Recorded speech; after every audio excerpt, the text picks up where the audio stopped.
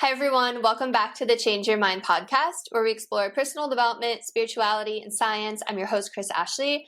I am really excited for my guest today. She talks all about heart-brain coherence. And if you've been listening to the podcast a while, you know I'm all about heart math, and I love talking about this kind of stuff. So I think it's going to be a really fun conversation today.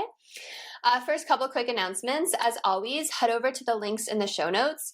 You're going to find a lot there. First, you're going to find ways to connect with my lovely guest. You'll find ways to connect with me on social media, ways to sponsor the podcast if that's interesting to you. You'll find a link to my 2 television shows that are more on the metaphysic kind of woo-woo side, so go check those out as well. And you'll also find a link to my book, Change Your Mind to Change Your Reality. It was endorsed by 3 people from the film The Secret: Marcy Shimoff, Bob Doyle, Michael Beckwith. It was endorsed by John Gray, who wrote Men Are From Mars, Women Are From Venus, Anita Morjani, who wrote Dying to Be Me. So go check it out. It's audio, paperback, ebook, everywhere you get your books. What else? Oh yeah, as always, this podcast is part of the Los Angeles Tribune Podcast Network. We are doing phenomenal things in personal development. We have events pretty much every month with incredible headliners. I was just on stage with Joseph McClendon and Jim Quick and Les Brown and Dr. Joe Vitale and Sharon Lecter. There's just incredible people coming through. Come be a part of what we're doing. It's so much fun. And we're helping humanity in the process. What if the one thing keeping you stuck is the way you think? Welcome to Change Your Mind with Chris Ashley, the podcast where science meets spirituality and mindset becomes your most powerful tool for transformation. I'm Chris Ashley, author of Change Your Mind to Change Your Reality, trainer, speaker, and lifelong seeker. For years, I battled trauma, depression, anger, chronic illness, low self-worth, and the weight of old stories. Until I discovered how to rewire my mind, reconnect with my divine nature, and consciously create a new reality from the inside out. This show is here to help you do the same. Each week, we explore the intersection of personal development, spirituality, and science, diving into topics like healing, emotional mastery, entrepreneurship, resilience, and the quantum nature of reality. You'll hear powerful stories, gain practical tools, and real conversations that will help you change your perspective, get unshakable confidence, and live the vision your soul has always known is possible. Whether you're navigating a major life shift, building your dream business, or seeking deep healing and alignment, you're in the right place. So if you're ready to break through, take back your power, and create a life on your terms, this is your moment. Let's break free from the patterns that hold us back, awaken to who we truly are, and rise. Your transformation starts now.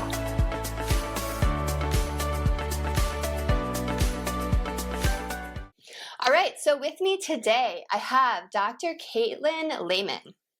So Dr. Katelyn is reshaping the conversation around heart-brain coherence, revealing its transformative potential to spark change, from personal well-being to the evolution of global systems.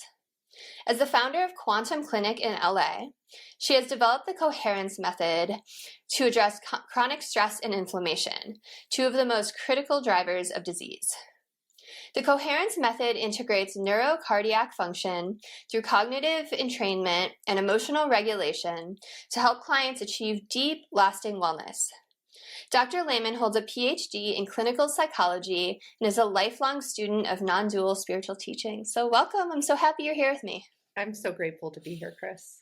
Yeah, and I can already tell we're going to get along and it's going to be a great conversation. And we already bonded. We both have like a cat and a dog running around. So it's going to be great. Totally. So I always start my episodes off the same way, and that's by asking my guests, what is your origin story? So what is it that put you on this path to opening the Quantum Clinic and teaching all these things? Yeah. Well, thank you for asking it. Gosh, an origin story. Okay. I know. I like the way it sounds.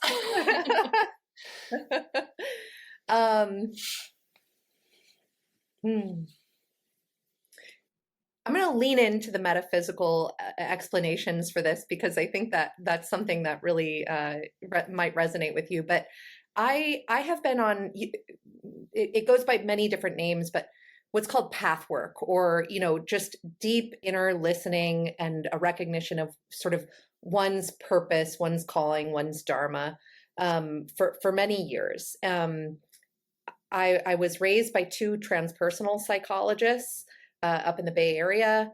Like I said, I've been sort of exploring non-dual traditions for many years, meditating since I was a kid. I kind of grew up in Palo Alto, going to see like Adyashanti speak off Middlefield Road, and many other contemporary spiritual figures who passed through the Bay Area at the time when I was growing up. And then sort of, as is the way for many, I had to kind of find that sweet spot between passion and kind of pragmatic, day-to-day like activities in the world, right? So after college, I moved out to Los Angeles, and that was in the 2009, 2010 era. And I decided to go back to school because the employment that I found at the time was not very fulfilling. I went back to school for clinical psychology, and pursued kind of every opportunity I had for volunteerism. My work has always sort of been at the intersection of intra-individual and macro systems. Like what is the relationship between our individual thoughts, beliefs, emotions, etc., and the global phenomena that we are presently presented with, thinking of like the big existential issues, geopolitical polarization, global climate change, things like this. That's always been really fascinating for me. And that led me on a path of discovery, both of self-discovery and also just kind of discovering my unique gifts and talents. And over time, I finished my degree, and it was during the pandemic actually that I had a series of recurring dreams that encouraged me to actually go to the river. And our business is located on the beautiful LA River in a part of town called Elysian Valley. And one thing led to another, and I took the necessary steps to secure the lease and to figure out how we were going to do it, and kind of put everything together, put the pieces together. And now we've been open for about 2.5 years, and it's going really well. We're very grateful to do this work. That's awesome. I didn't even tell you I'm in the Bay Area. So cool. Yeah, that's really cool. You were totally meant to have the parents you did, huh? Yeah. That's really, really amazing that you were just kind of introduced to all of that at such a young age. Okay, so you said that one of your big interests is kind of how, and I'll just say it in my own words, and maybe this is what you meant, like our inner world creates our outer world, like how our thoughts and our emotions and our beliefs kind of affect things on a global scale. So I'd love for you to just talk about that for a moment, because that's really, really fascinating. Yeah, I mean, for me, it came from, it sort of was necessitated by the perceived helplessness and overwhelming despair that I experienced when I began to learn about the ecological challenges that we face, be it, topsoil degradation, or, increasing severity and frequency of extreme weather events, or pollution in our waterways and our oceans. You name it, right? The more you learn about the not insignificant challenges that we're up against, the more hopeless it all kind of can feel at times. And that led me to inquire with others, was I alone in this, and do others feel the same way? And I did some research around that when I was in graduate school. And what are the main takeaways? What are the lessons that we can learn from these experiences to extrapolate them and support, not only a healthier inner environment, but a more reciprocal and sustainable relationship with the external world? And so that's kind of been my quest. That's been my passion. That's been my area of exploration for many years. And I do think that it's an incredibly personal journey that each one of us are required to go on, throughout our lives, is, kind of an exploration of impact and, how we choose to respond to these existential threats. It is an ongoing discussion. But what I realized through that process was ultimately, while I have relatively less agency in sort of global affairs, I do have an immense amount of agency in how I show up internally and in relationship to those in my immediate environment on a daily basis. And in so doing, creating that inner harmony through the practice of coherence, I'm able to be more present and more grounded and more capable in my relationships and in, showing up when opportunities present. Yeah, totally. And I think I think a lot of people can kind of feel that way, especially about like the environment, like you said, and also about like wars going on or just like crazy things happening in the world. But like, and it's kind of a hard thing to wrap your head around, but like so many spiritual teachings tell us our inner world creates our outer world, right? Like angry people can't create a peaceful world. It just doesn't exist, right? So the healing starts within, and then like as you said, that kind of ripples out to your community, and then it can ripple out to those people's community, and that's really how you start to heal a sick society.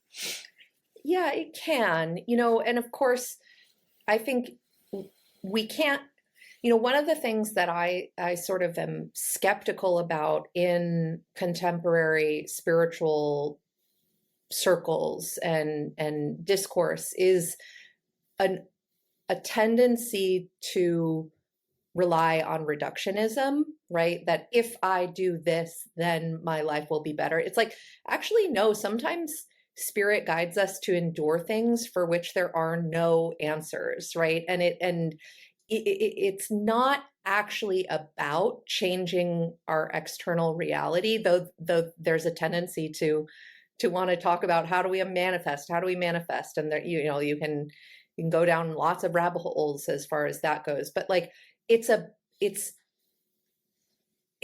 we don't have control over what happens in our life. We have control over how we respond to the adversity we're confronted by. And if we're awake, then our responsibility is to not go back to sleep and to not turn away from the suffering that is a part of our world, right? I think it's unrealistic to expect there to be some utopia at the end of it, because our world is far too complex for that. But to really do the inner work that allows you to become more resilient, more capable, and more grounded in your actions on a daily basis is generally a good thing.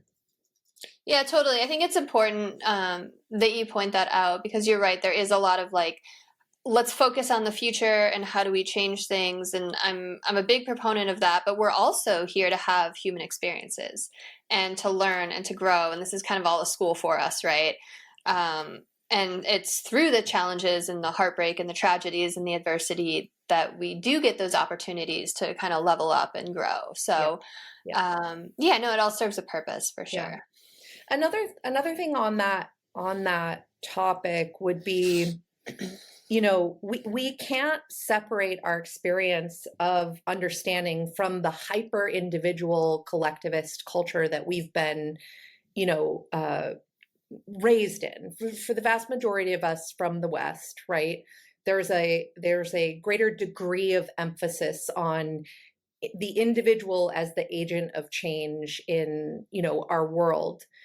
And when it comes to discussion around these larger global themes, you know, that can actually serve the function of minimizing the importance of accountability and responsibility for systems, right? For larger organizations like corporations, for government, for, you know, these bigger institutional players in our world. We have to remember that advocacy and agency are an important part of our work in the world, and that this excessive, for some people, self-focus, which can result from some of these, a misinterpretation of these spiritual practices, actually just leads to these narcissistic echo chambers in which we're all, you know, really, really focused on self-growth at the expense of others, and it can lead to in some cases, a perverse form of sort of spiritual gaslighting or scapegoating when others approach us with authentic need for accountability or repair or whatever the case may be, right? I see a lot in spiritual circles, a tendency to do that. And I feel like it can also make people just really passive about it too, right? Yeah. Yeah. I mean, I kind of share a little. So, did you ever watch that show Dark Matter? It came out like a year ago. I should watch it. What's that? I should watch it. I don't know that I've seen it. It's based on quantum physics, like the idea that the many worlds theory. So that there's just like all these different timelines happening simultaneously, and basically this physicist builds this box that you can go into, and it opens all these doorways, and in each doorway is like a parallel reality of like the current reality. And I bring it up because one of them was like this, like, I mean, there were so many like messed up ones, right, as you can imagine, but there was this one that was like this total utopian kind of, it was still a city. It takes place, I think, in Chicago, but it was still a city, right? But like, it was built in a way that was like sustainable, where like the people were taken care of, and like thought to the environment was put in, and like everything, it was just like in a beautiful, harmonious way. And it was like, I think back on it, I think I've mentioned it on this show a couple times now, because like I have a 1.5-year-old and I'm pregnant right now, and it's just like, part of me, it just like kills me that I'm bringing them into this world that is like so messed up in so many ways, right? Mm-hmm. Like what you're talking about, where these corporations do corrupt things for money, and we are treating the environment badly, and it's like so many people know better, but it's kind of like what you were talking about. It's like, okay, how much agency does individual people really have? And this idea that like, I really do believe the universe is kind of like the Facebook algorithm. Like whatever you get emotional about and you fight against, whatever you resist persists. And the universe is like, oh, you want to focus on that? Like, here's a little more, right? Which is why I don't think like going out and like fighting for change is the answer. But there's something really heartbreaking about our current situation, even though it's the school and we're here to learn. I'm kind of holding both of those things simultaneously, like as a mother and as someone like very spiritual. You're actually speaking to the crux of the issue, right? Because we can't just put our heads in the sand and pretend that everything's hunky-dory, because to your point, you're raising future generations, as am I. And, you know, it's our actions, right, are the feedback in this world, right? We have a choice to exercise our speech. We have a choice to exercise our vote in this country still. And we have a choice to vote with our dollars, right? Our money and our daily, you know, and your time and attention too these days. Yeah. And, you know, we're at a time, I think, collectively, where these questions, sitting in that discomfort around what is my role? What is my purpose? How do I exercise my agency given the contextual realities of my unique life, right?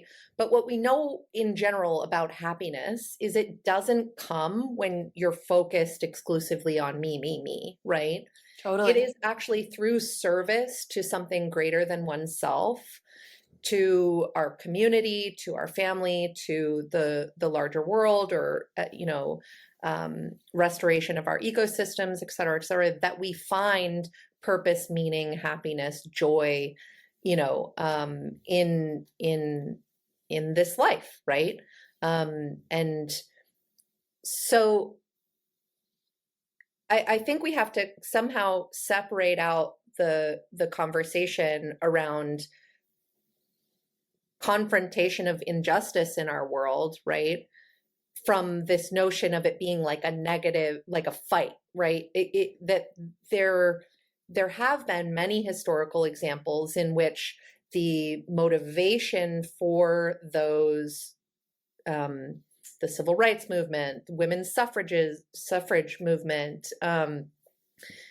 so on and so forth, have been motivated by deep yearnings in many people that were non-violent, or that at least could express themselves through peaceful movements that were rooted in the kind of love that propels us forward.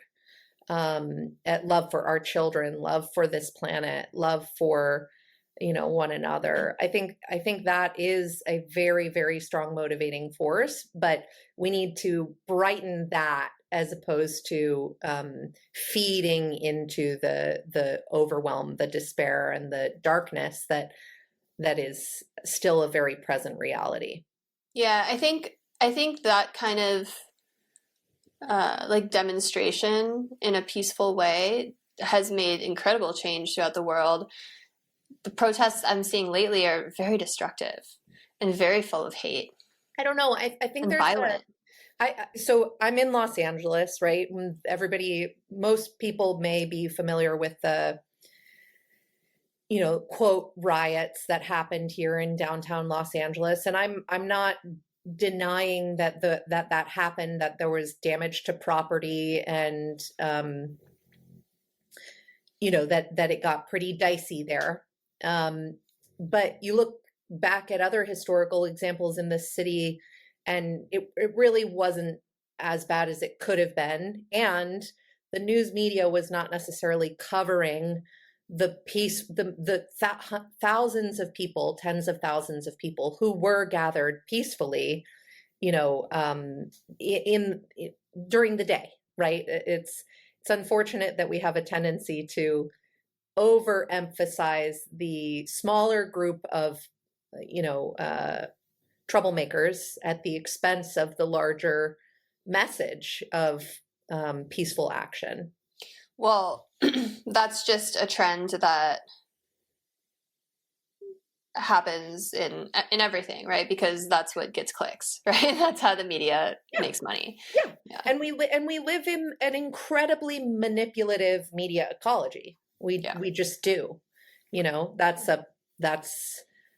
a function of reality. And so, my again, everybody has to go through an analysis of how it is they choose to respond to these existential threats. And I think, we're talking about one of them, right? An incredibly manipulative media ecology right now is an existential threat, because it skews our perception of reality.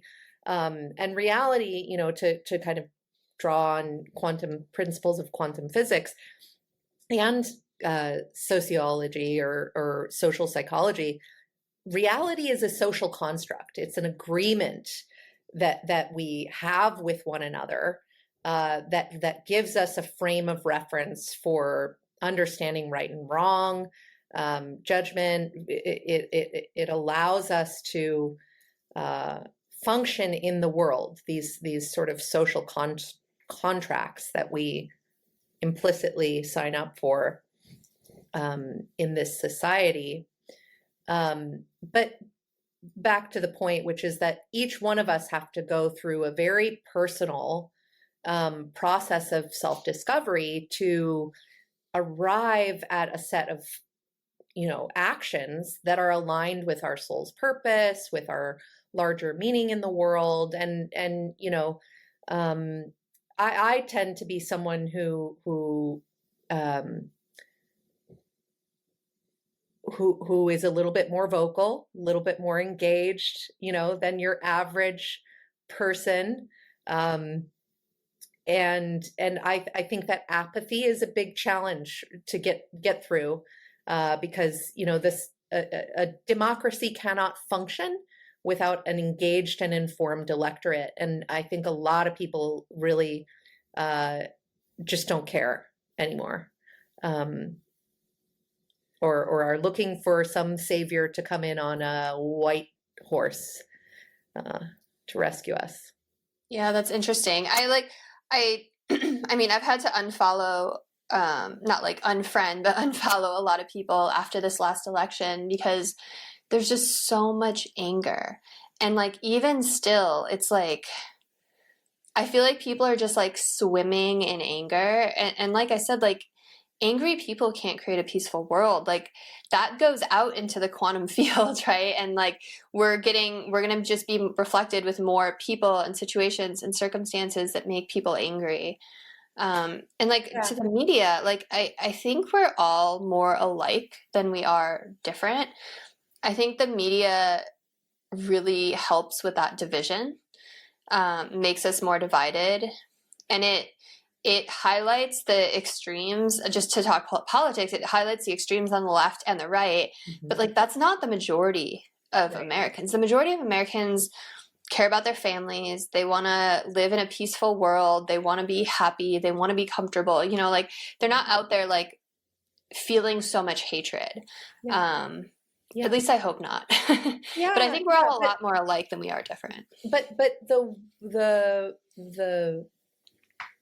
reality of social media is the more flagrant, erratic, chaotic, fear-driven your messaging, the more likely you are to get engagement, likes, follows, etc., because you're feeding to these primal,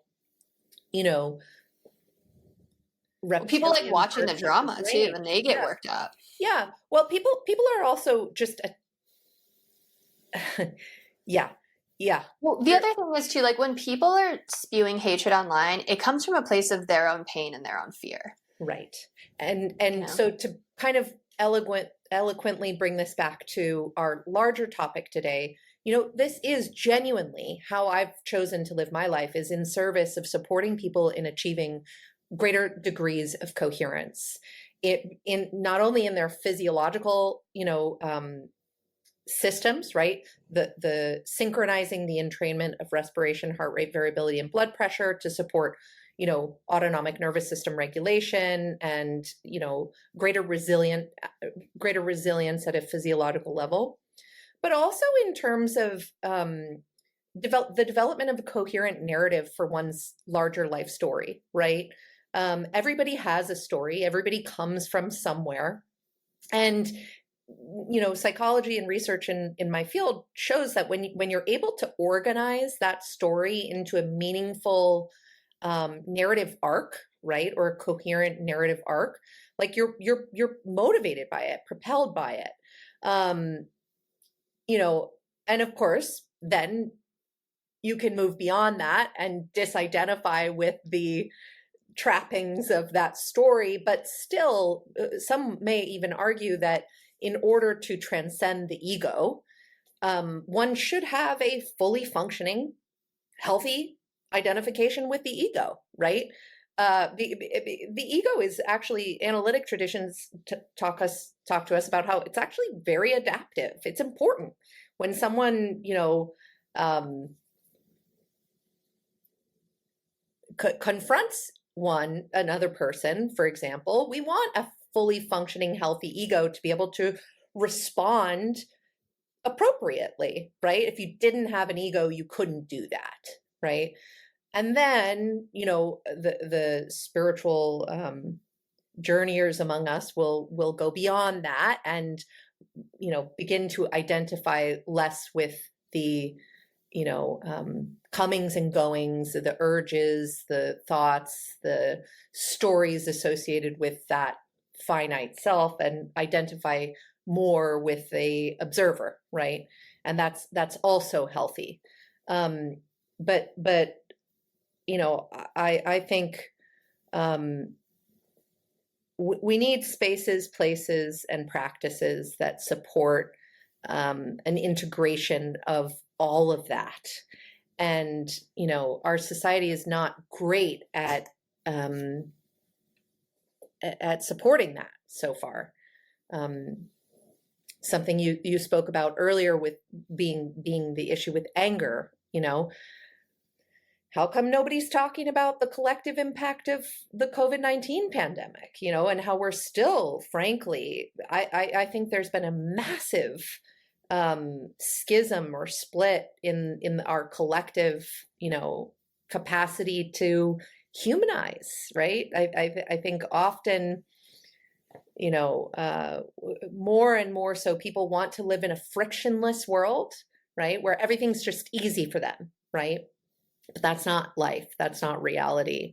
In the real world, there is friction. And so you don't have to be beholden to anger and rage and stress and emotional overwhelm when friction happens. You can use it as an opportunity to turn in and to return to, your coherent state as your baseline. And that can be really adaptive. But not most people aren't there. Yeah, totally. And I think that's kind of what we were talking about earlier. Like, all of these things are here to give us the opportunity to learn and grow, right? Like, they kind of set the soil, like ready the soil, plant the seeds, but then it's up to us what we do with that. And just because you're like more awakened or more healed doesn't mean like adversity or challenges are going to stop happening, but you can flip your perspective and see them as like, oh, what can I learn from this? What's a next step I can take? How can I use this opportunity to grow? Right? You ask different kind of questions instead of like, why is this happening to me? Yeah. Which I think is it's just like a shift in how you view everything. Yeah. And just as a reminder to everyone, like, it's not a race, it's not like,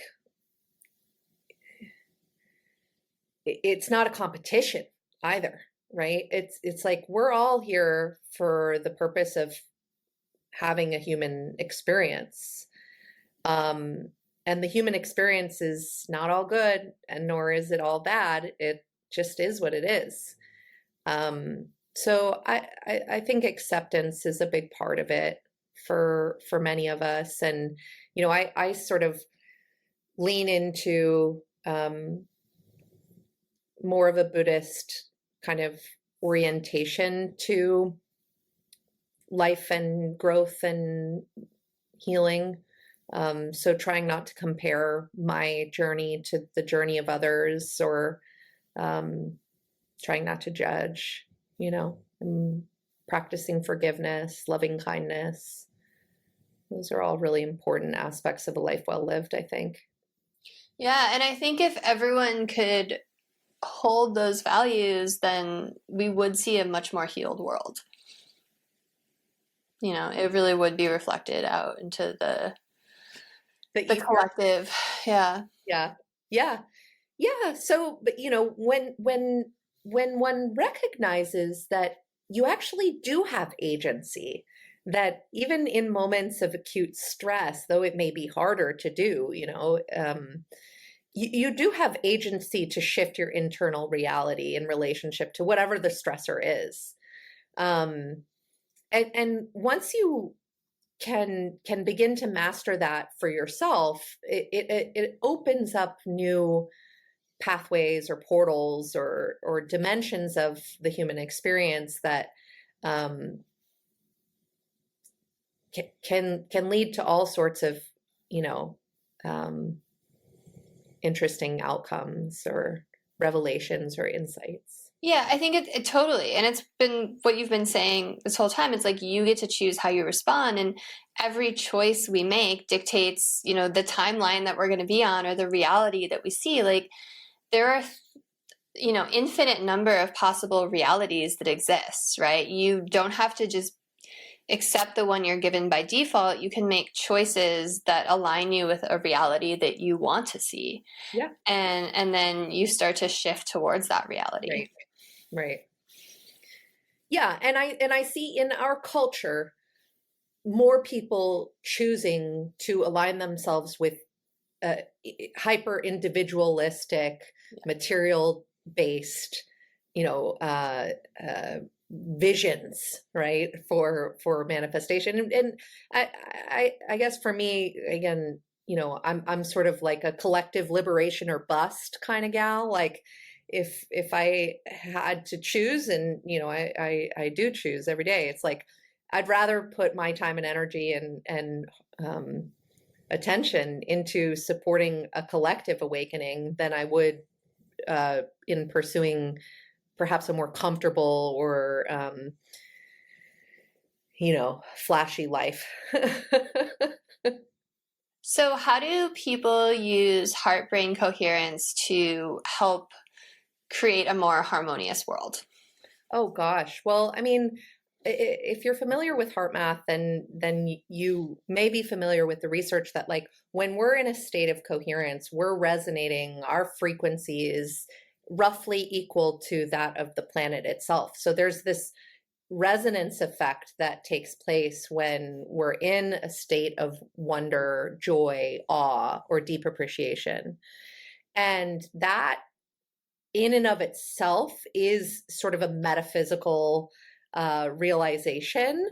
It just aligns us with a type of intelligence which is so much greater than we could ever possibly imagine, right?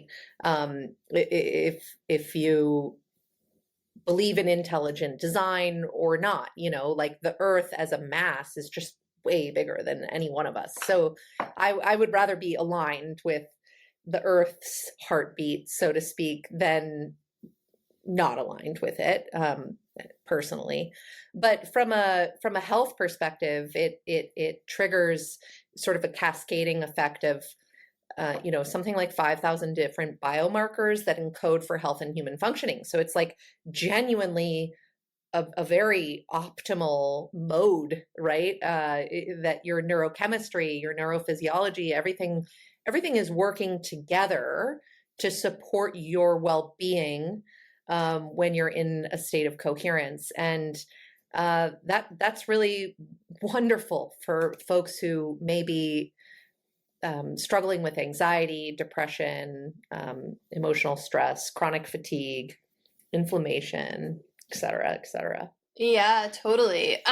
Have you in your clinic kind of, I don't know, done any research on like people's inflammation levels before and after or anything like that? That's a great question. We're not currently set up to be doing any clinical studies. Okay.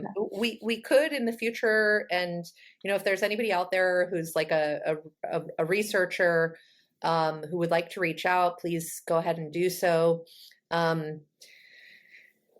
We're more focused on the practice and the doing of it than the quantification of its effect.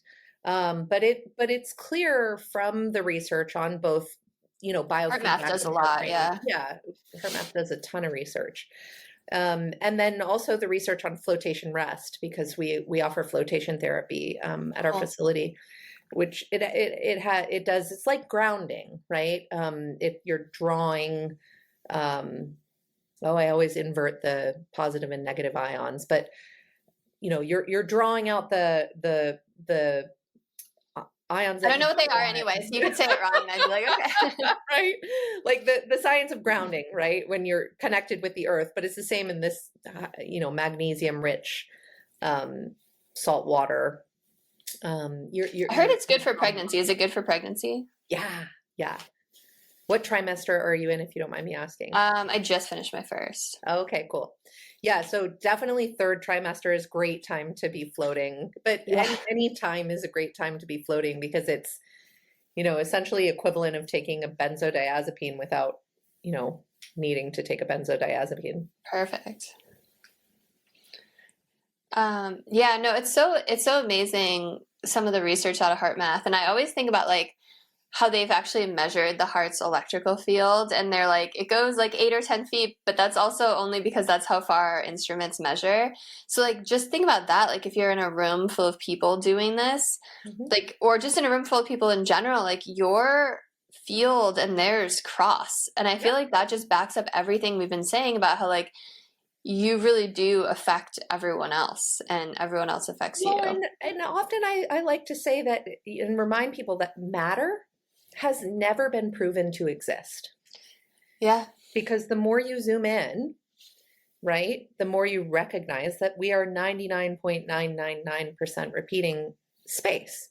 But Yeah. space is not empty, it's full. It's full of, electromagnetic potential and energy and information, which in physics are synonymous. There's equations that energy, information, it's all one and the same. So, and that energy at the Planck scale, at this the level of the quantum foam or fluctuation, whatever you want to call that, the soup, is nearly infinite. So, and that our perceptual experience is feedbacking with that continually, right? Including the physiology of our nervous system, and therefore, the qualia or the type of thought or emotional experience we're having. There's a dynamic exchange in perpetual motion occurring all the time.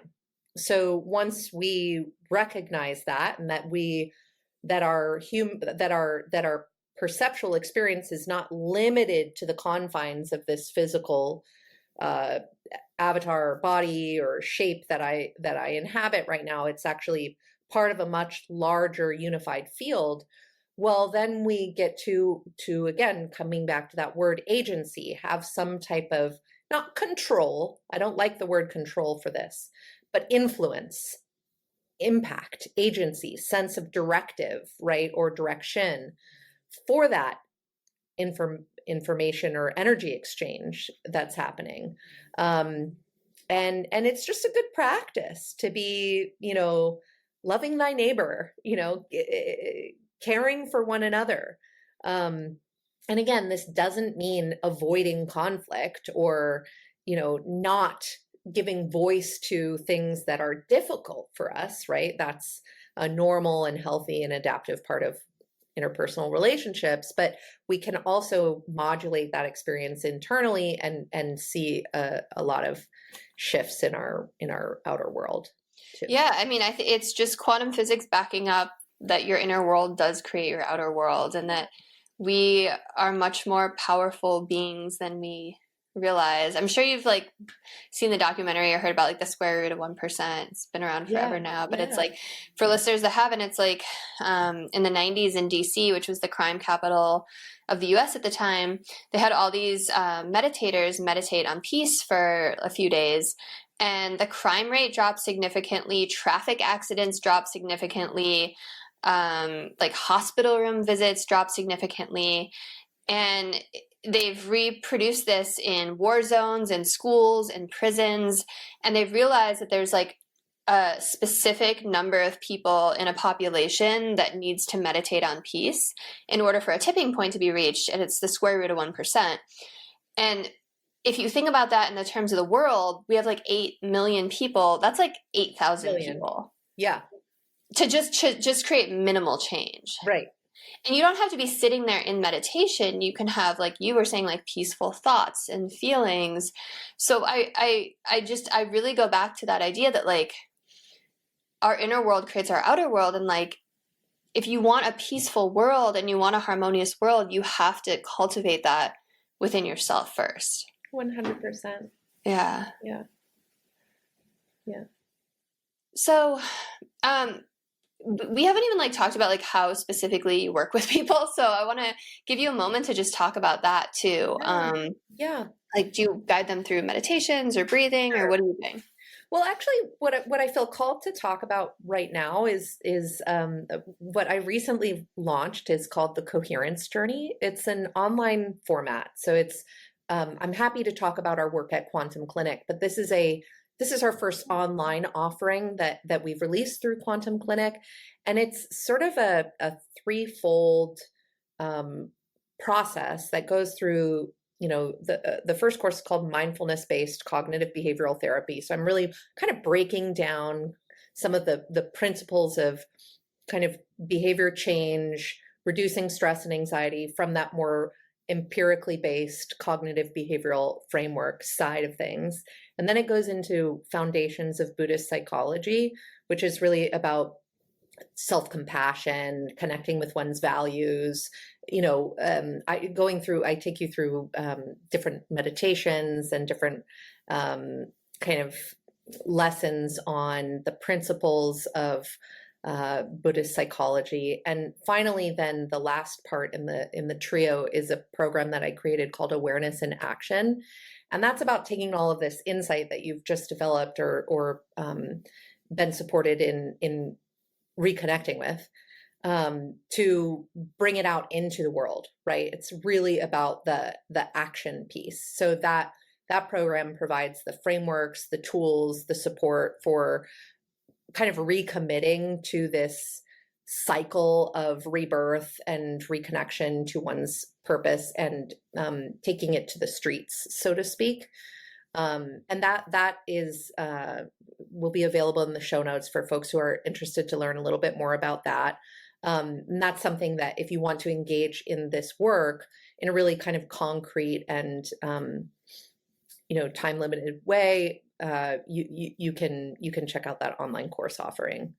That's really interesting. How do they take it to the streets? Like, what kind of action do you have people take? Well, so for this, it's about educating folks on the nature of the poly crises. It's about identifying the values and the different local opportunities. I have a ton of resources in there. It kind of draws from nonviolence, the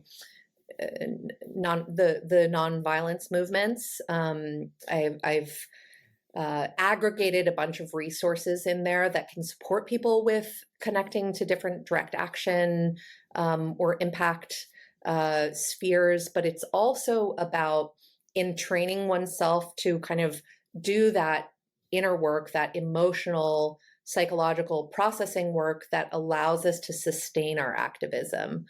So for this, I draw a lot on the work of Joanna Macy, the work that's coming out of the Presencing Institute at MIT. We talk a little bit about Ken Wilber's frameworks for supporting people in then connecting to those opportunities and sustaining that movement building over time.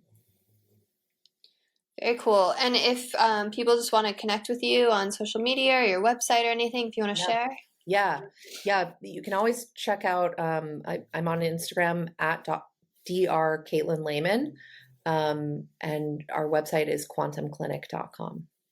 Amazing. Well, thank you so much. It was so fun to talk to you today. And if you are listening, please send this to someone you think would resonate with it. Like, comment, share, subscribe, all the things. Let's help lift humanity up. Yes. Have a beautiful rest of your day, everyone.